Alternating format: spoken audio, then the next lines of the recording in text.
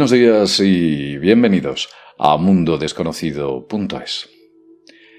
Este vídeo que tiene usted delante es muy importante para su propia vida, para que pueda entender por qué usted tiene lo que tiene y por qué quizás no tenga aquello que debería tener y que tanto anhela.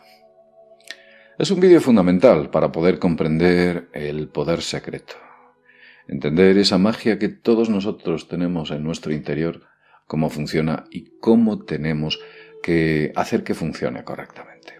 A lo largo de este vídeo os contaremos también una increíble historia que le sucedió a una persona que trabajó durante muchos años para la CIA y que nos va a permitir comprender concretamente y de manera correcta lo que aquí vamos a decir. Pero vamos a comenzar desde el principio. Algunas religiones del mundo afirman que la enfermedad es el resultado de haber pecado. Puede que no suene extraño, pero es cierto que hay algunas religiones que dicen que el pecado conduce a la enfermedad. Evidentemente, visto desde esa óptica, una enfermedad crónica sería el resultado de un pecado crónico. Sin embargo, conocemos a muchos tipos cuyos pecaminosos actos parecen perpetuarse mientras viven muchísimos años. ¿Cómo es posible? Eso es posible a dos factores principales. El primero, por supuesto, es la gran fortuna que tienen, la gran fortuna que han obtenido por sus largos males. Esto les permite costearse los mejores tratamientos médicos del planeta, tratamientos que no estarían a su alcance y que incluso en ciertos países no se podrían llegar ni siquiera a practicar, y sin embargo, ellos los usan. En segundo lugar, es debido a sus sentimientos. Aquella gente malvada que ha conseguido grandes fortunas y lo ha tenido todo en la vida, sencillamente es que cree que no han pecado. Piensan que incluso sus deleznables actos son justos y correctos. Vamos, que han hecho mucho bien a la humanidad. Y por ello el universo debe premiarles por su esfuerzo. Eso es lo que piensan. Y eso es lo que sienten. Entonces podemos concluir que los sentimientos tienen un fuerte nexo con nuestro cuerpo. Pero no solo el cuerpo. El cuerpo es el reflejo de nuestros sentimientos. Todos lo sabemos. Todo aquello que tenemos, sea positivo o negativo, forma parte de aquello que sentimos. De hecho, nuestra economía puede estar enferma, porque hemos pecado. Nuestras relaciones sociales pueden estar enfermas, por la misma causa. Nuestro clima laboral puede ser o estar enfermo. Nuestro entorno, todo. Somos sentimientos. Pero hay una pregunta. ¿Cómo cambio mis sentimientos? Cuando estoy deprimido, cuando estoy hundido y cuando estoy hastiado, ¿cómo consigo cambiar esos sentimientos para que trabajen a mi favor? Lo primero que necesitas es acceder a un lugar donde tú tienes todo el control. Tu mente. Tu mente. Tu mente es cierto que a veces divaga, es dispersa, incorpórea, viaja. Pero tu mente lo que hace principalmente son 4 cosas. Primero, ejecutar órdenes conscientes. Yo hago esto, yo quiero hacer lo otro, me levanto, ando, conduzco. En segundo lugar, ejecutar órdenes inconscientes, respiración, latido del corazón, etc. En tercer lugar, lo que hace es decodificar el mundo. Con todos estos sensores que tenemos, podemos entender y decodificar el mundo que nos rodea. ¿Pero qué hace en cuarto lugar? Lo que hace es pensar. ¿Y qué son nuestros pensamientos? Una voz interior. Son palabras interiores. Y verbos. El verbo es el acto. Hay una frase bíblica, yo no soy un hombre especialmente religioso, pero hay una frase bíblica muy reveladora, una frase que aparece en Juan 1:1, la primera frase de Juan. Es el primer versículo del Evangelio de Juan. Dice lo siguiente: en el principio era el Verbo, y el Verbo era con Dios, y el Verbo era Dios. Lo primero que debes hacer es cambiar la forma en la que te hablas a ti mismo. Si cambias tu forma de hablar, cambiarás tus sentimientos. Si cambias tus sentimientos, cambiarás el mundo. Os voy a contar una historia. La historia de un tipo que trabajó durante 36 años estudiando las biocomunicaciones en células vegetales, animales y humanas. Se llamaba Cliff Baxter. Baxter había trabajado durante muchísimos años para la CIA, era un especialista en interrogatorios. Hombre, un especialista en interrogatorios, pero que básicamente se dedicaba a utilizar la llamada máquina de la verdad o el polígrafo.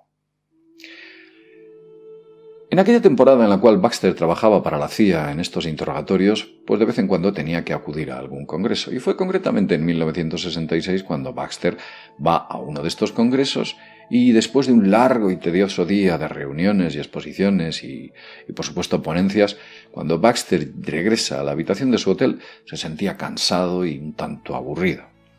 Baxter se sienta y empieza a observar su entorno y se da cuenta que allí hay una drácena. ¿Qué es una drácena? Una drácena es una planta cuyas hojas son grandes. Sí, una drácena. Y lo que hizo por pasar el rato fue conectar su polígrafo, o la máquina de la verdad, a la drácena, a la planta. Suponemos que a nadie se le hubiera ocurrido, pero, sin embargo, pues a Baxter, como no tenía mucho que hacer, lo que hizo fue pegar los electrodos a una hoja y comenzó a pensar en la forma que podría inducir el aumento de la actividad eléctrica en la planta. ¿Pero qué hizo Baxter? De repente decidió o se imaginó que lo que podía hacer era quemar una de las hojas de aquella drácena. Pues en el mismo instante en que esa idea entró en la mente de Baxter, el polígrafo comenzó a dispararse. Comenzó a subir en la parte alta de la tabla, mostrando una reacción extrema por parte de la planta. Asombrado, caminó hacia el escritorio que tenía en la habitación y cogió una caja de fósforos mientras reflexionaba sobre la posibilidad de que esta planta de alguna manera hubiese detectado la intención humana. Cuando regresó con los fósforos, la planta todavía mostraba la misma reacción de estrés. Baxter decidió eliminar la amenaza y devolvió los fósforos al escritorio. En ese preciso instante, el gráfico del polígrafo comenzó a mostrar una tendencia a la baja cuando la planta aparentemente comenzó a calmarse. Baxter intentó repetir los mismos resultados fingiendo que iba a quemar la planta. Quiero decir, no había intencionalidad, solamente fingía. Y la planta lo detectó, ya que no hubo reacción ninguna. La planta era capaz de diferenciar entre la intención real y la intención artificial. Las plantas detectan la intencionalidad. Las intenciones generan emociones. Baxter más tarde amplió sus investigaciones para incluir pruebas con células humanas en busca de signos de conciencia. Recolectó glóbulos blancos de una serie de donantes humanos y los introdujo dentro de un tubo de ensayo donde también situó unos electrodos para después registrar las reacciones de las células a medida de que los donantes experimentaban diferentes estados emocionales, y descubrió que las emociones espontáneas eran necesarias para provocar una reacción eléctrica en las células. Por ejemplo, si a un donante se le obligaba a sentir una emoción, las células no respondían. Sin embargo, cuando recibía una llamada telefónica angustiosa de su hija, las células reaccionaban significativamente. Descubrió que la distancia era irrelevante en estos experimentos. Por ejemplo, un donante dejó sus células electrificadas en el laboratorio. Luego mantuvo un registro detallado de las emociones estresantes a lo largo de una serie de viajes que efectuó a otro estado, como dar un giro en la autopista, problemas con una larga fila en el aeropuerto, el despegue del avión, el aterrizaje del avión. Este fenómeno científico en la investigación de Cliff Baxter demostró que aquella persona, independientemente de la distancia en la que se encontrase, las células que había dejado electrificadas lo que hacían era reflejar esas emociones que tenía en cada momento. Todo esto apunta a ese concepto oriental de la unidad. La división que todos creemos que existe en la naturaleza es falsa. Todo es uno. Por ello es sumamente importante que como primer paso pienses correctamente y generarás las emociones que te interesan. Es tu interior el que crea el exterior. Y si la semilla primaria, que son tus pensamientos, no es buena, la cizaña crecerá dentro y alcanzará tu exterior. Recuerda cuál es el origen o la semilla que tú creas en tu interior. En sánscrito, antara quiere decir desde dentro. Tienes que utilizar el antara. Lo primero que tienes que hacer es acercarte a tu cuerpo con verdadera compasión, sentimiento, entendiendo que estás formado por células conscientes que experimentan emociones. Lo segundo que tienes que hacer es generar confianza al involucrar a tu cuerpo en conversaciones mentales sobre el deseo para que los dos cooperen y alcancen tus metas. Cuerpo y mente. Generará sentimientos que permitan cambios en todo aquello que tienes dentro y todo aquello que hay fuera. También debes utilizar esos diferentes pensamientos y palabras para que provoquen las emociones elevadas espontáneas. Sí, genera emociones espontáneas, pero hazlo utilizando tu mente y tu cuerpo. Recuerda, y esto es importante, ¿quieres cambiar el mundo? Lo que debes hacer primero es cambiar tu mundo. Lo dejamos en este punto.